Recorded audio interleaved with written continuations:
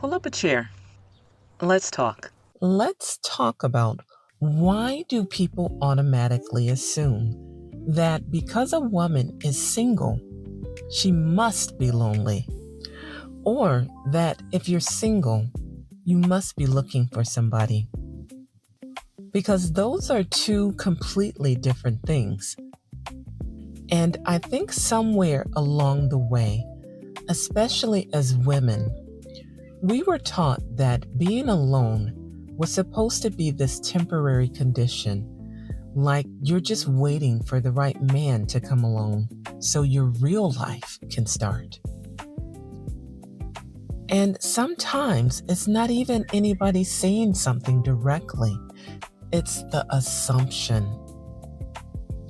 People get booed up and suddenly start looking at their single friends like, oh, we're going to find you somebody. Find me somebody for what? I wasn't looking.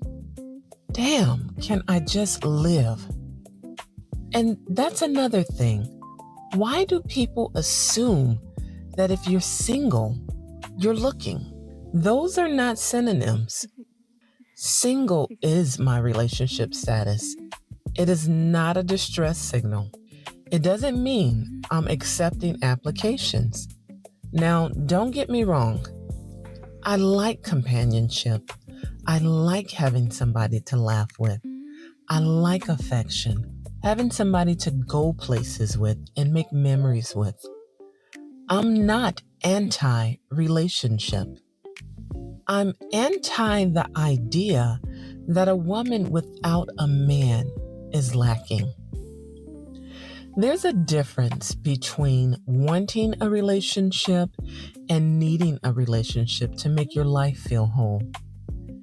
And baby, that difference matters because some of the loneliest women I have ever known were not single. They had somebody lying right next to them. They had somebody to come home to, somebody to go places with, somebody they could call their man. And they were lonely as hell. Because loneliness isn't always about whether somebody is physically there. Sometimes it's about whether you feel seen, whether you feel heard, whether somebody actually knows you, whether you can be yourself around them. You can share a house, a bed, bills, children, years of history, and still feel completely alone. So being coupled doesn't automatically mean connected, and being single doesn't automatically mean lonely. And I've noticed something else. Sometimes when people get into relationships, they start looking at their single friends like they've graduated and you're still in the 10th grade. Like they've moved on to the next level of life and you're still trying to get there. No, you got a boyfriend. Congratulations. I'm happy for you. But that doesn't mean my life stopped progressing because I don't have one.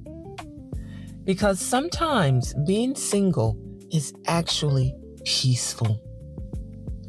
You have your routines, your hobbies, your friends, your family, your interests, things you're building, places you want to go, things you're excited about. You have a whole life. And I don't think women should require permission to admit that they actually enjoy their own company. Not because they're better, not because they've given up on love, not because they're pretending they don't want a man. You can want love and still love the life you have before it arrives. Being alone isn't the worst thing in the world. Being with somebody who makes you wish you were alone, that's a special kind of lonely.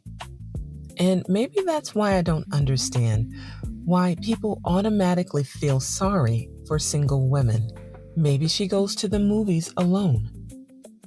And she's fine. Her life is full. And if love comes along, beautiful. But love should be an addition to a life, not proof that you finally got someone. Now, does that mean a single woman never gets lonely? Of course not. Everybody gets lonely sometimes. But listen to me. A lonely evening is not a lonely life. You can miss being held tonight and wake up tomorrow perfectly happy with your life. And I think that's the part we need to stop doing to women. Stop looking at a woman by herself and assuming she's waiting. She might not be waiting for anything. She might just be living. And if somebody eventually comes along, hopefully he understands he's not arriving to complete her life. He's being invited into one that's already happening. So, why do people think single women are lonely? I don't know. Maybe because we've spent too much time teaching women how to find somebody and not nearly enough time teaching them that being by yourself and being lonely were never the same thing.